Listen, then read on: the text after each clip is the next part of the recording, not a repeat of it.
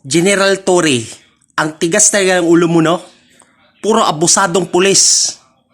Hindi ka ba mahiya sa iyo? Mag-resign ka na. Kailan ka bang mag-resign? Ha? Sagot! Kayo mahuhusga mga taong bayan, lalo ng KOGC. Ito tong taong to, gustong ipatumba ang isiminay sa social media at YouTube channel.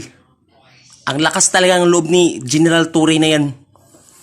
Itong FB ni General Torre, ipablock at report hate speech para ma-terminate na yan.